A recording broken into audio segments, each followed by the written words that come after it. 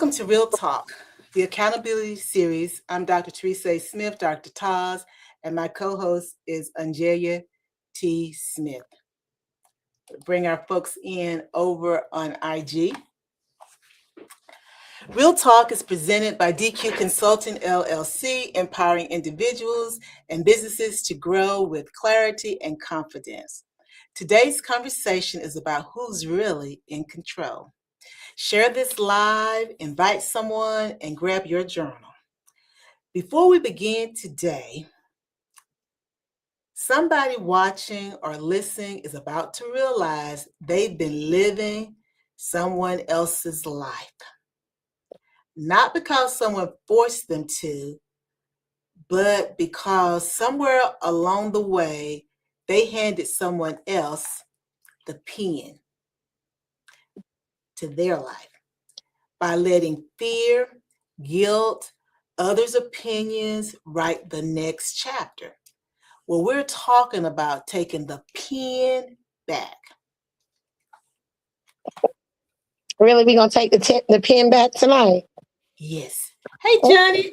Thank you, Johnny Wilson, for joining us over on IG. It's good to see you.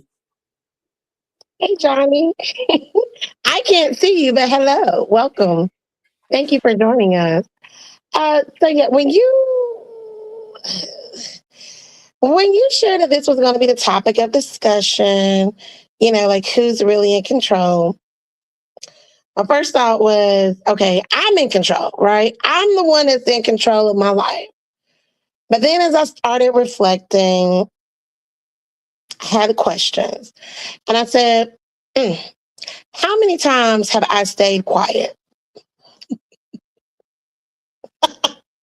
Because I didn't want conflict. How many opportunities have I talked myself out of because I was afraid I failed? How many decisions have I made where I'm trying to make everyone else comfortable while ignoring what I knew I needed? Because remember, it's not about you. It's about me. So then that's when I realized that maybe I'm really not as in control as I once upon a time thought I was.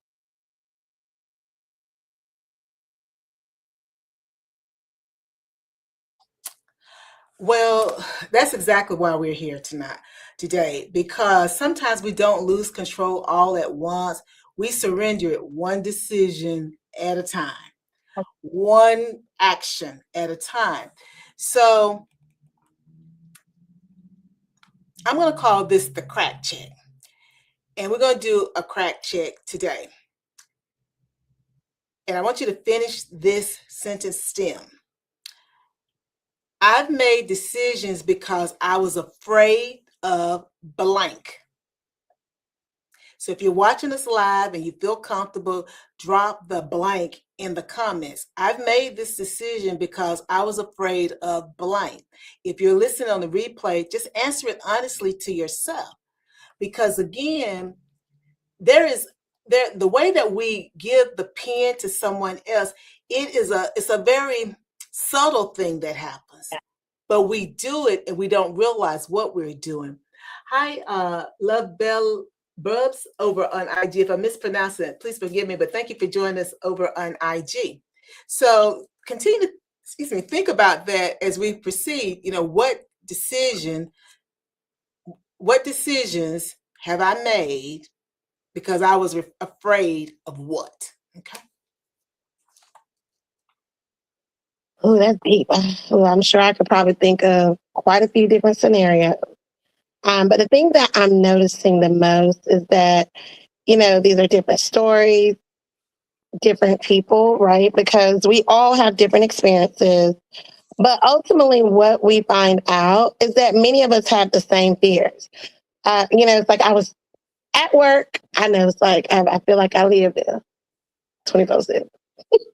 But I was at work having a conversation, about different things that are going on. And, after talking to multiple people, I kind of started seeing like the similarities in the story and understanding that, oh, okay, well, you're experiencing this, I'm experiencing that, and you're experiencing that over there, that ultimately we kind of are in a line with each other, right? It's a different scenario, but the game remains the same.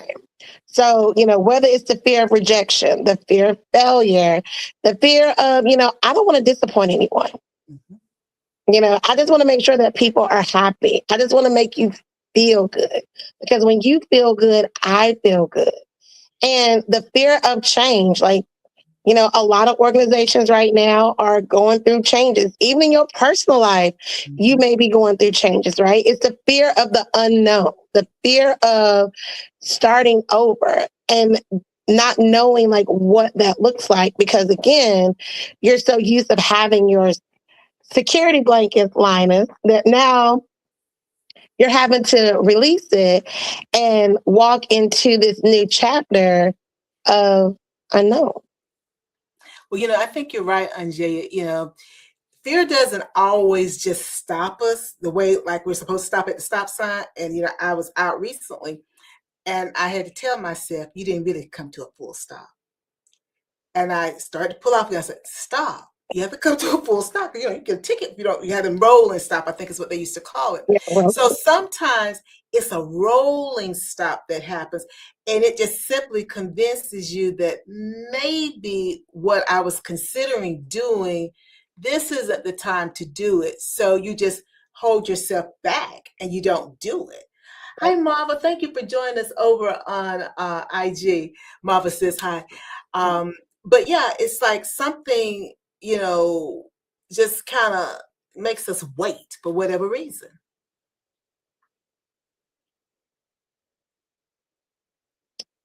but as you stated before, who's holding the pen? So, would you elaborate on that for our lovely audience? Well, I was taught, the pen is mightier than the sword.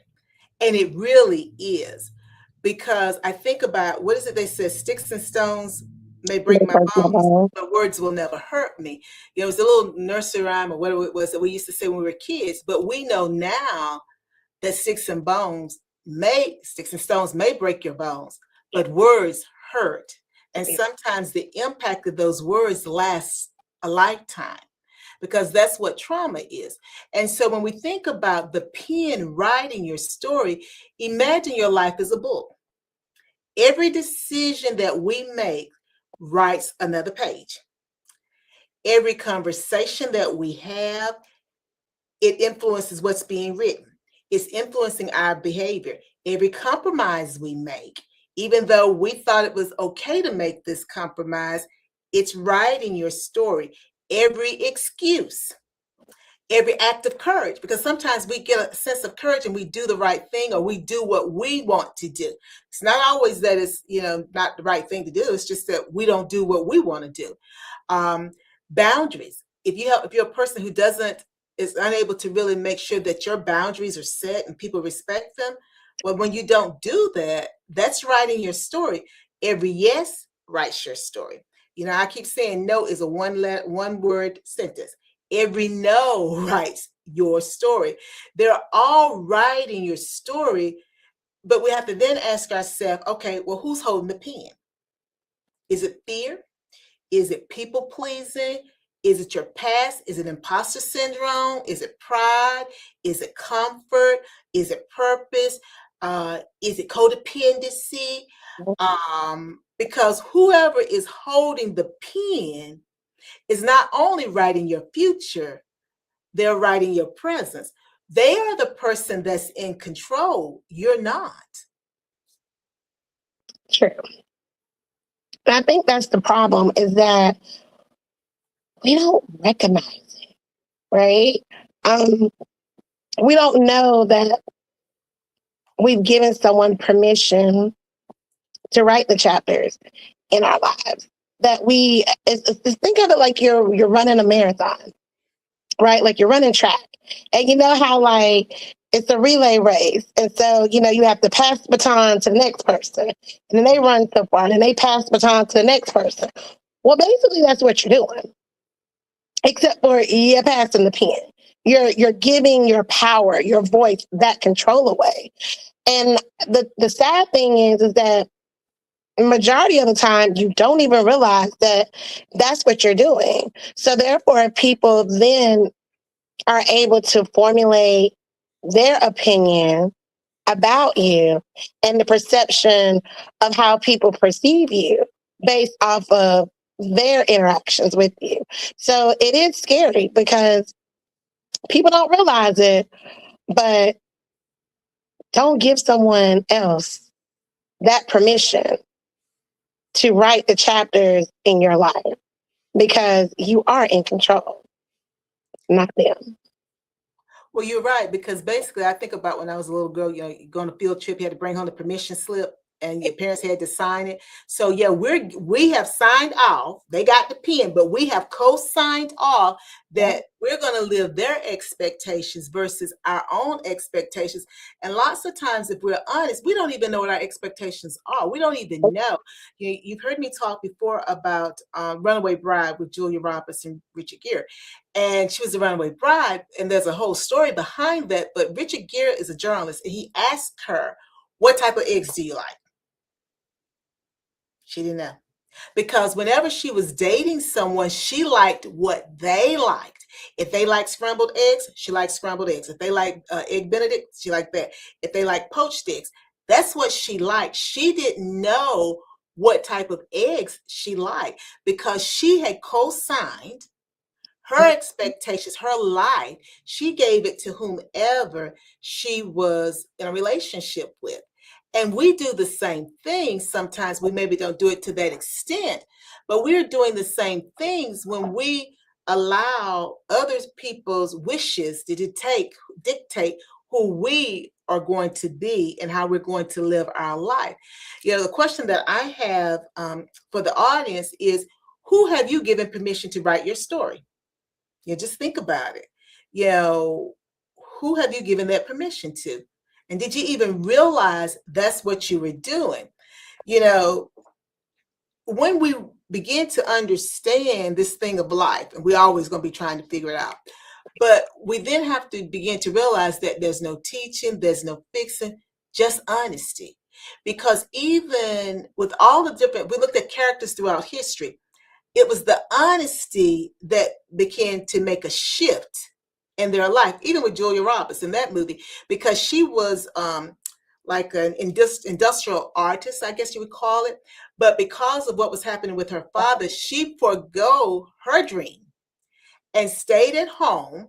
And the folks would make jokes about the fact that she was leaving these men at the altar, not even realize, because she was the beef of the town's jokes. And it was hurting her feelings. And the people didn't think anything about it because they weren't expecting her to get married. And so once she realizes what she wanted, what type of eggs she liked, then she pursued her dream of becoming an artist. So again, what happens is, it was the honesty. Once she was honest with herself, then she began to shift. And the thing is, sometimes we will be dishonest with ourselves, but if it was our BFF or if it was some family person or someone else that we really love, we would not want them to live the life that we're living. But charity begins at home. So we have to make that same decision about us so that we are healthy, whole, functioning individuals, and we're not making excuses and compromising and delaying things that we want in life. Life is very short these days. So we have to be very intentional about what we're living. So I guess my thing would be, what advice then would you give them? If that person, was you, and why haven't you taken your own advice? Because we can dish it out, but it is so hard for us to do that. Is take our own advice which is in our own best interest. I thank you, Grandma of 6 Boys 21. Thank you for joining us over on IG. Well, I think it's hard to take your own advice, right? Because In order for me to take my own advice, that means that I have to do some work. I have to evaluate me. I got to take inventory about me. And I don't want to do that. So let me just focus on you, right? Like, let me continue to encourage you. Let me continue to make you feel whole, make you feel good while I'm low key over here just dwindling away because there's no one pouring back into me. Also, it's hard. Mm. It's hard. Like, let's be real. You know, we know there's things that we need to do, but we just refuse to do it. I don't know if we think it's just going to go away through osmosis or what, but there are things that we need to do, but we just refuse to do it. Why? Again, is it the fear? Is it the stubbornness? Is it that I don't want to because I don't have to? I don't want to listen to you because I know best? No. You need to do the work. You need to take care of you. You need to make sure that before you can go pour into somebody else's cup, have you had a little talk with yourself? Have you encouraged yourself? Because sometimes you may not have those individuals to pour into you, to keep you lifted up, to keep you encouraged. You have to do it yourself. But they say build it and they will come. Baby, you got to build you. Because otherwise, if you're just continuously pouring into other people, it is a trauma response and you are running away from the inevitable, which is the fact that you have given someone that pen to then write your narrative. And why would we want to do that? Well, we don't. And I think that you hit it. Sometimes I guess we're praying for our situation to change, but really our situation is waiting on us to be honest about what we've been avoiding. Now, I don't want you guys to answer this quickly. I just want to answer it to yourself. Take a deep breath now. Imagine your life 5 years from today. I'm going to imagine mine too. Not your dream life, the life you've headed toward if absolutely nothing changes. You still making the same decisions, avoiding the same conversations, letting fear vote first. Fear is in control. Letting fear vote first, and you're waiting on the right time to do something. This ain't the right time, the right time. Now answer this. If your life continues exactly as it is today for the next 5 years, would you be proud of where you're headed?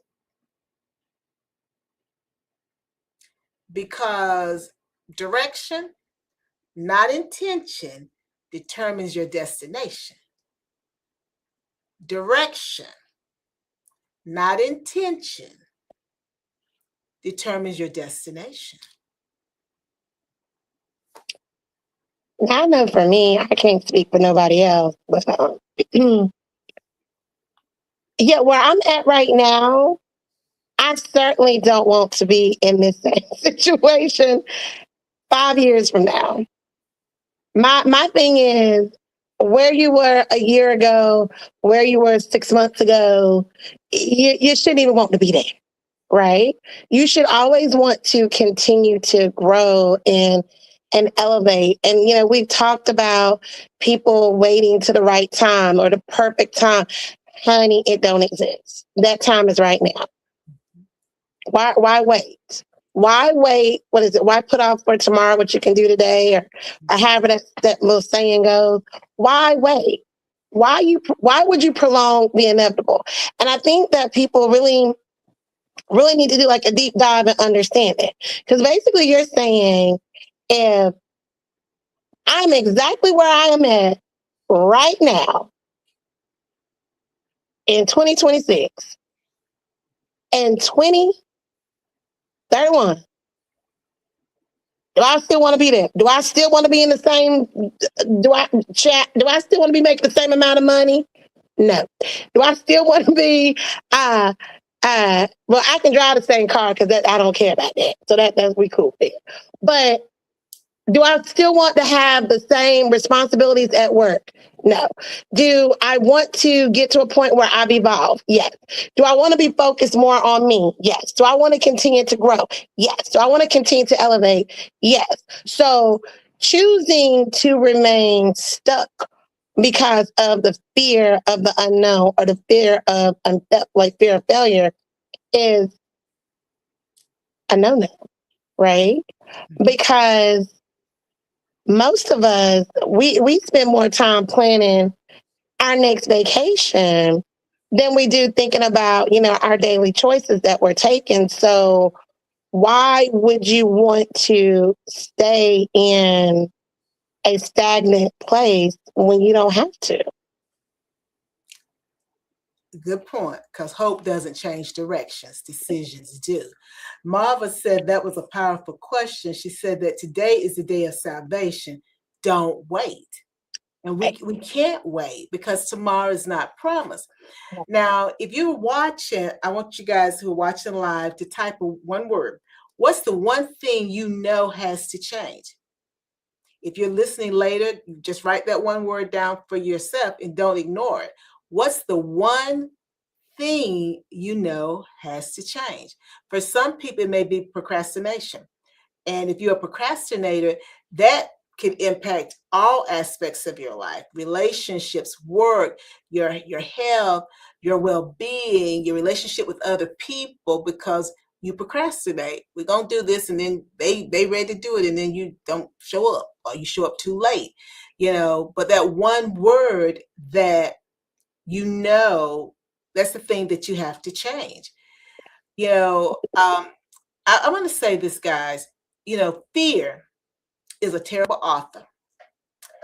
It writes stories filled with regret. Purpose writes stories filled with growth.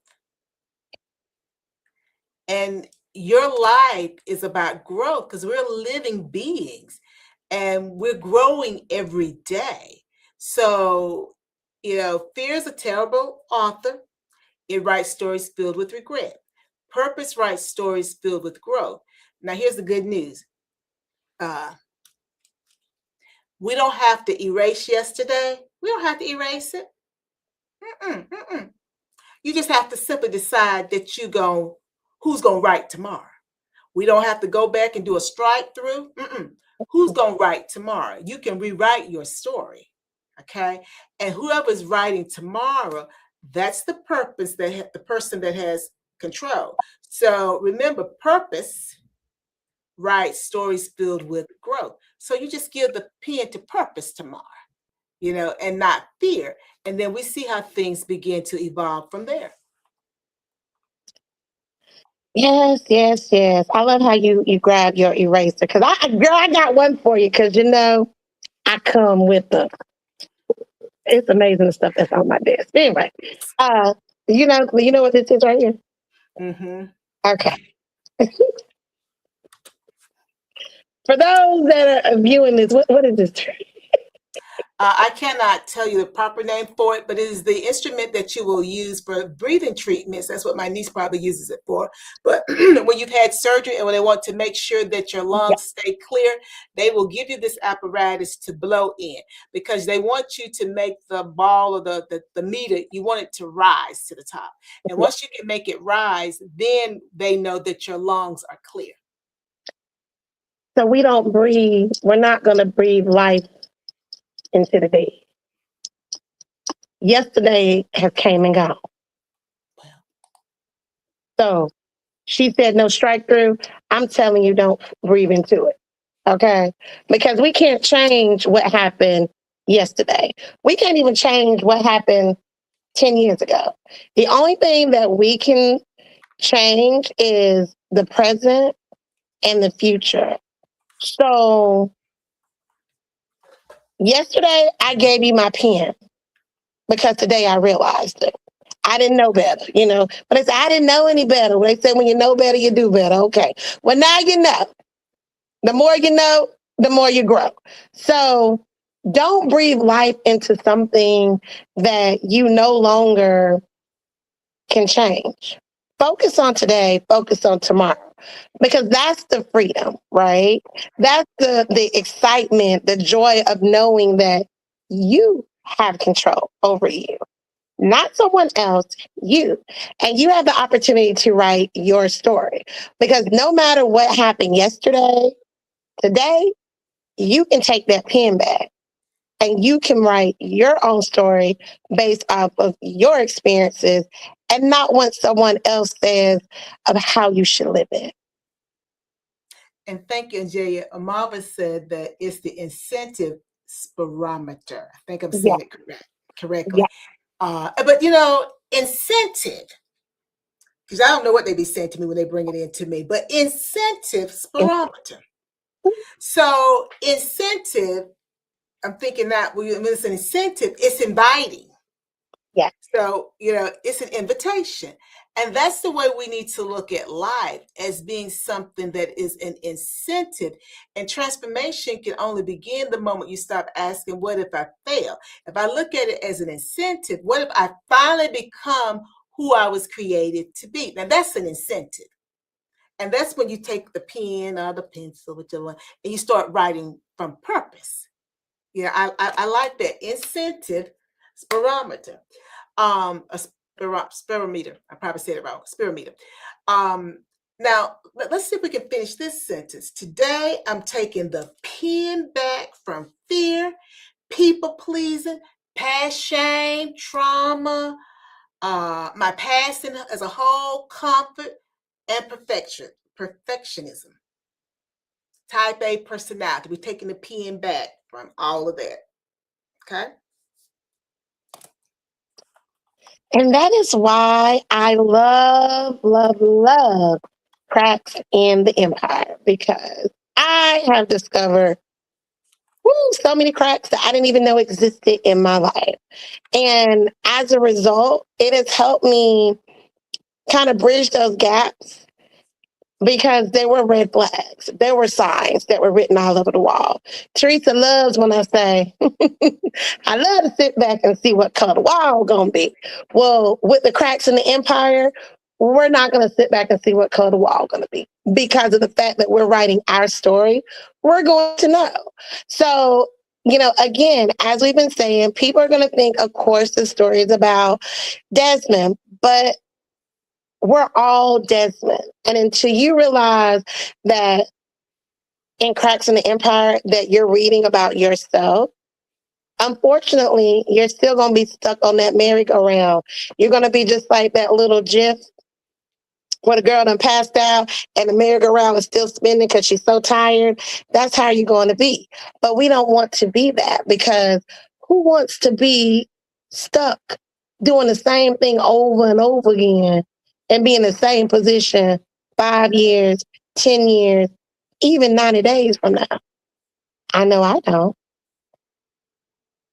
No. And you said something. I was doing a quick search. Who is it that sings the song "Written All Over"? It's written all over my face. You don't have to say a word. You know what I'm talking about? I don't. It's not the Rude Boys, but that's what I just pulled up. But I don't know if that's it. But it's really written all over our face because you often talk because you do talk about you're going to sit back and see what color the wall's going to be. Well, it's written all over our face. We don't realize it. And I mean that literally, but I mean it not literal, because our actions, the way we move, the way we speak, it's always there. We are just not cognizant of it because we're just moving through life. We don't understand what's happening. And I like the fact that you understand that Desmond is us. It's not this character. We are Desmond. It's not it's not art imitating life. It's life imitating art because he is a composition, a compilation of all of us and all the things that we as human beings experience. As I say all the time, I just think sometimes it's easier for me to ouch for somebody else versus experiencing my own ouch because I got to be able to pick up my pen and write from purpose rather than fear. And fear is real. Fear is real. And for some people, it just may be the fear of the unknown. And that can be quite overwhelming when you just don't know, because that means then, remember, who's in control? When you have fear, you're not in control. Something else is controlling it. So here's your challenge this week. Before you make any important decisions, guys, okay? I want you to pause. Ooh, I tell you, them pauses can get you. I want you to pause. And then ask yourself, who's making this decision? Is it fear? Is it my pride? Is it people? Is it comfort? Or is it the purpose? Then whatever your answer is, choose differently. I've been saying to someone for, I think, a whole year that I want them to do a 360, because whatever enters their mind, it takes them down a not a pleasant path. And I'm like, if you could just do a 360 and look at it exactly the opposite of what you think initially, that may actually be what it is, or some variation of it. But they always see it one way. And so what they don't realize is, because they see it one way, they're writing their story that way. But I will also say this. You know, sometimes codependency does come into play, and people will write their story a certain way. Then we have to decide how we are going to interface with their story, because how we interface with their story determines our story. And sometimes that may mean we have to let go of some fear. We may have to understand that some relationships are going to change because you've decided to choose differently. But awareness without action, it doesn't change anything. It means you keep singing the same song day after day, day after day. And I'm not Babyface. Now, Babyface can sing me the same song every day and I'll be okay. But, you know, I'm not Babyface, so I'm going to need to sing a different song, because that song not going to work for me. You know, so choosing differently. Well, as we all know, transformation, unfortunately, it doesn't happen just because you watch the show. Transformation begins when you choose differently after the show ends.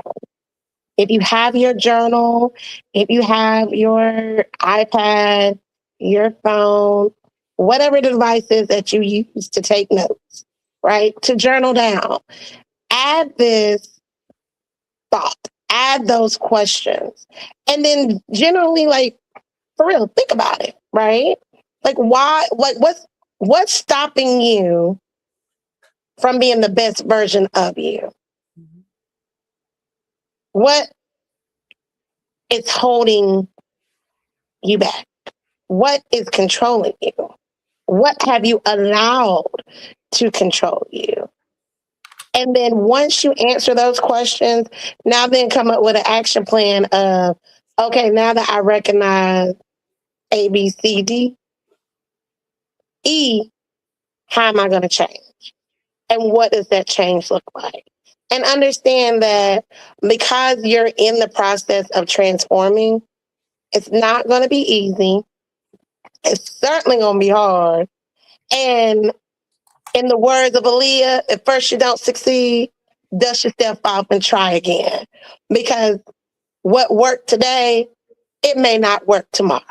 It may not even work 3 months from now. Mhm. Because again, you're constantly transforming. You're constantly evolving as a person. So the things that you use to help you to get to point A, you may not need those things anymore, Linus. You may need that blanket right now. But 6 months from now, you might decide, I no longer need that blanket to comfort me. Now I have came up with other tools to Mhm. provide that comfort that I need, to soothe me, to help get me to the finish line. Well, I think that you couldn't have said it any better, Anjayas. And to the audience, if today's conversation challenged you, don't ignore it. share this, share the live, with your friends. Come back and listen to it again. You'll be amazed at information that you miss. The first time you'll focus on different things, because again, this is not a marathon. This takes time, because we're learning that we are good enough. We are enough to hold our own pen and write our own story. Because when you write your story, we're talking about taking control of your life. And you are enough to do that. So give yourself grace, give yourself the time to do it. Revisit the lives and all of the shows in this series. And if you're ready to go deeper, I invite you to pre-order my upcoming book, Cracks in the Empire: What You Refuse to Face Can Break You, because today's conversation is only the beginning. I want to say thank you to Bernhardt Meany for joining us over on IG. Today's conversation is only the beginning. Transformation takes time. It doesn't happen overnight, but we can start chipping away at that iceberg bit by bit. And remember, the crack was never the problem. What was the problem, Angelia? The problem was you, because you chose to remain the same. Because I chose to ignore it. And for tonight's episode, give my pen, my pencil to somebody else instead of taking control of it myself. Next week, we're having what may be the most personal conversation of this entire series. So let me ask you something. What has staying the same already cost you? What has not picking up your pen or your pencil and deciding that you're going to write your story instead of giving it to somebody else already cost you? For some people, it may have cost them time. It may have cost them opportunities as far as work or in the community, organizations. It may have cost them love, romantic love. It may have cost them familial love. What has it cost you? It may have cost them their health. It may have cost them physical and mental health. What has it cost you because you decided that you were just going to stay where you were? Not what it might cost you. What has it already cost you? And I want to say thank you to Sinrithek. I'm probably mispronouncing, but thank you so much for joining us over on IG. Jay, thank you. You always bring it, and I love sitting down and unpacking the work with you. And I just appreciate your being with me here on this webinar. Just thank you so very much for your time that you put into it. And I'm doing this, guys, because, this is a part of our story. We're so busy sometimes trying to do all this different stuff that we forget to stop and smell the roses. And that is so important. And I want to thank Sabrina, I'm probably mispronouncing 12, for joining us. Guys, thank you everyone for joining us. And you know the drill. Before you go trying to take care of someone else, please make sure you take care of yourself first. And we'll see you next Tuesday for Real Talk, Cracks in the Empire. Make sure you check out my book. It's available now for pre-order. I love to hear your feedback on the book once it's released. And guys, who knows what we'll be doing once we release that book. It's a surprise. So make sure you stay tuned to us. And again, before you go try and take care of someone else, make sure you take care of yourself first. Bye now. Bye.